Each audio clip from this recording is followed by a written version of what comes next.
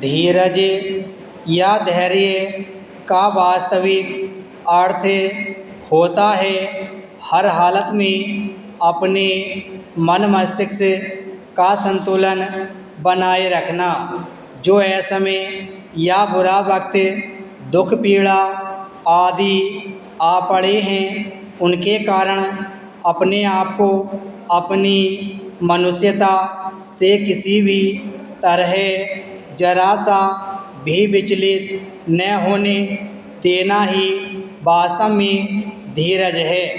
आ गई बुरी परिस्थिति को झेलना, उसके कारण होने वाले कष्टों का डटकर सामना करना और घबराना नहीं, हमेशा प्रसन्न रहने की कोशिश करते रहना भी धीरज का ही लक्षण होता है।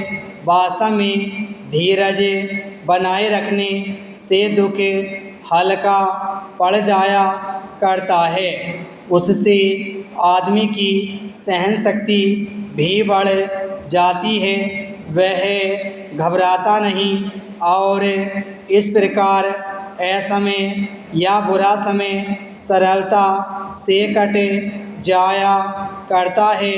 इसी कारण गोस्वामी जी ने धीरज को पहला स्थान दिया है।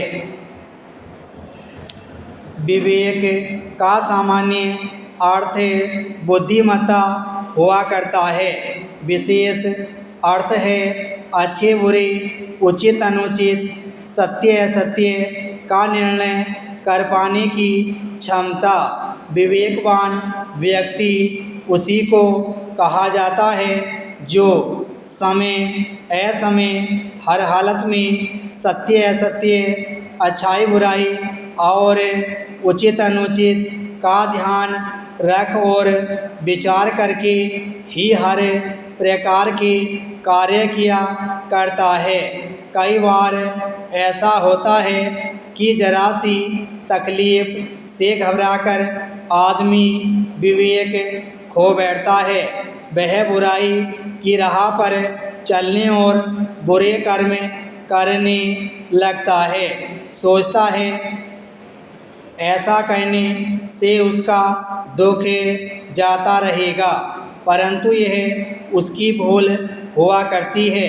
बुराई की राह पर चलने से दुख घटने या समाप्त होने की बजाय और भी बढ़ जाया करते हैं। आदमी को कहीं का भी नहीं रहने दिया करते। इस विषम और नाशकारी स्थिति से बचने के लिए ही गोस्वामी तुलसीदास ने असमय में विवेक का दामन न छोड़ने की बात कही है। उसे असमय काल का एक सच्चा मित्र कहा है।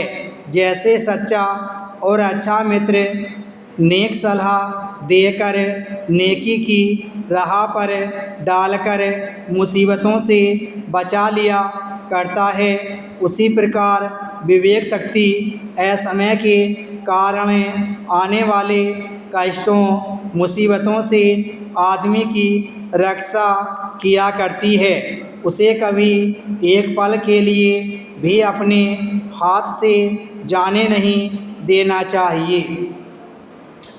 इस प्रकार स्पष्ट है कि असमय पड़ने पर भी आदमी सुरक्षित रह सकता है, वह सहज ही उन पर विजय भी पा सकता है, कम से कम प्रभावी तो हो ही सकता है। इसके लिए आवश्यकता है हर हाल में धीरज बनाए रखने की। धीरज के साथ कर्तव्य कर्मों को धर्म मानकर हमेशा करते रहने की, धर्मपूर्वक कर्म करते हुए विवेकशीलता से काम लेकर बुरे मार्ग, बुरे लोगों और बुरे कार्यों से बचे रहने की। ऐसा करने वाला व्यक्ति सरलता से असमय की मार से अपना बचाव कर लेता है। विराम स्टॉप।